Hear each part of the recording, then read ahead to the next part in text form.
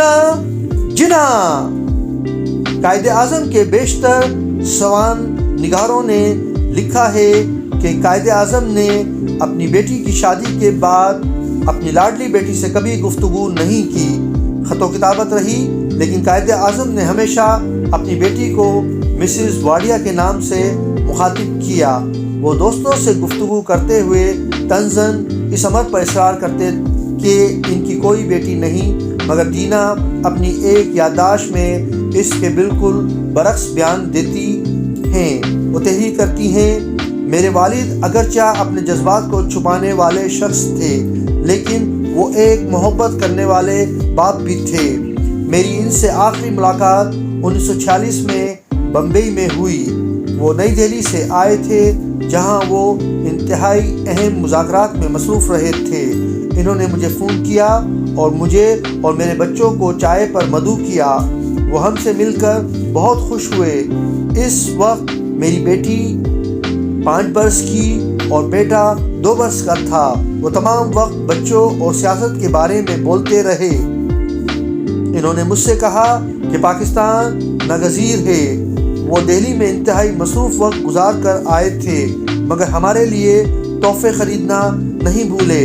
جب ہم ان سے رخصت ہونے لگے تو وہ میرے 2 سال کے بیٹے کو بازوؤں میں جکڑنے کے لیے جھکے۔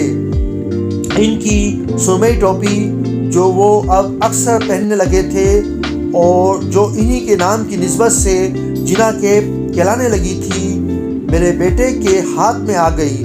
میرے والد نے اگلے ہی لمحے وہ ٹوپی میرے بیٹے کے سر پر رکھ دی اور بولے، میرے بچے یہ تمہاری ہوئی۔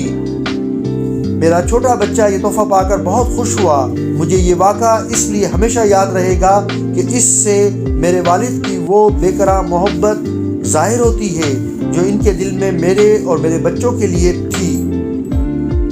قائد اعظم اور دینا میں قیام پاکستان سے کچھ پہلے تک باقاعدہ خط و کتابت بھی رہی۔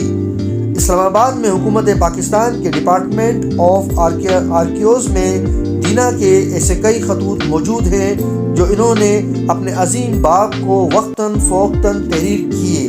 قیام پاکستان کے بعد دینا اپنے شوہر کے ہمراہ بمبئی ہی میں مقیم رہی اور 11 ستمبر 1948 کو قائد اعظم وفات پا گئے۔ 12 ستمبر 1948 کو صبح 8:15 بجے گورنر جنرل کا ایک طیارہ خصوصی طور پر بھارت گیا، جہاں سے وہ دینا کو لے کر شام 5:15 بجے واپس کراچی آ گیا۔ اس وقت تک قائد اعظم کی تدفین نہیں ہوئی تھی۔ قائد اعظم کی اکلوتی صاحبزادی مسز نیول واڈیا ایک خاص طیارے میں بمبئی سے کراچی پہنچی تاکہ اپنے مرحوم باپ کا آخری دیدار کر لیں۔ مس فاطمہ جنا علی الصبح سے برابر رو رہی تھی۔ وہ سفید لباس میں ملبوس تھی اور ان کی آنکھیں سرخ تھی۔ قائد اعظم کی صاحبزادی کے آ جانے سے آپ کو تسلی ہوئی۔